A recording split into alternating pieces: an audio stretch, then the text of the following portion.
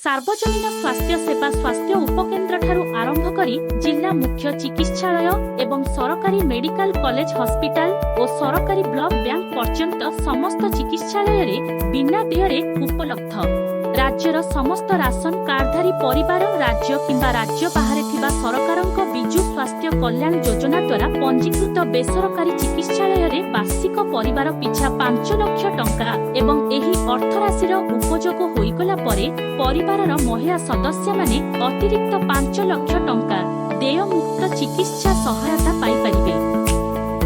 BSKY smart card धारक माने जरूरीकालीन आवश्यकता समय रे मध्य पंजीकृत घरोई चिकित्सालय रे देयमुक्त चिकित्सा पाइबाकू योग्य हटंती। चिकित्सालय रे भर्ती हेबा ठारू डिस्चार्ज हेबा मध्य रे बिजु स्वास्थ्य कल्याण योजना सहायता केंद्र रे योग्यता प्रमाणपत्र भाबरे बीएसकेवाई स्मार्ट कार्ड दाखल करि परिबे। पंजीकृत बेसरकारी डाक्तरखाना गुड़िकर तथ्य एवं पैकेज संबंधी तथ्य बीएसकेवाई वेबसाइट www.odisha.gov.in रे उपलब्ध। जणे उपभोक्ता उक्त वेबसाइट रु उभय राज्य भितरे और बाहर थिबा डाक्तरखाना गुड़िकर विवरणी पाई परिबे। हिताधिकारी माने ठकामीर शिकार न हेबा पई बीएसकेवाई रे 3 प्रकारर तनखी व्यवस्था करा जायछि। एक आई स्कान, 2 बायोमेट्रिक स्कान, 3 रे ओटीपी। 5 वर्षरु कम बयसर पिला मानकर राशन कार्ड रे नाम नथिले मध्य बीएसकेवाई रे चिकित्सा निमंते परिवार सदस्यंकर स्वतः स्वीकृति यथेष्ट अटे।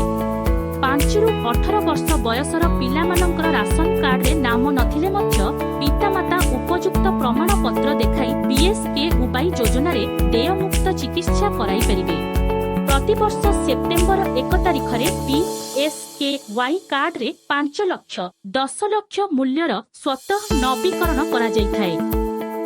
योजना संबंधी सविशेष तथ्य और अभियोग लगी जेकोसी व्यक्ति जेकोसी समय रे 24/7 देयमुक्त जोगाजोग नंबर 104 रे संपर्क करि परिबे और कार्ड संबंधी जोगाजोग निमंते देयमुक्त नंबर 1,55,369 रे संपर्क करि परिबे।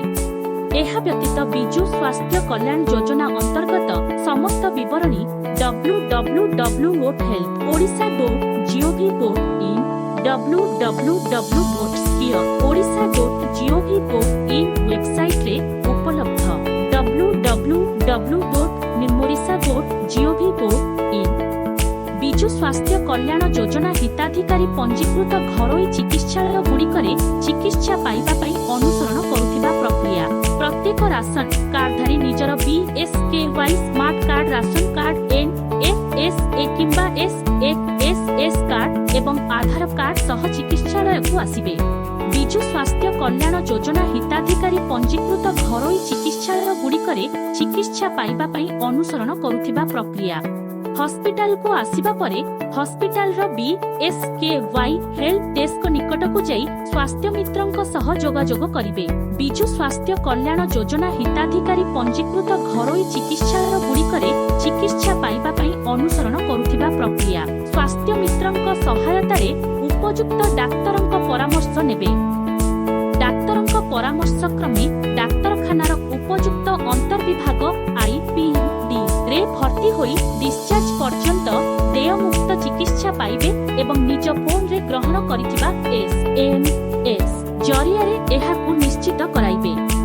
लाइक एवं सब्सक्राइब करंतु एवं अन्य मानंकु शेयर करंतु।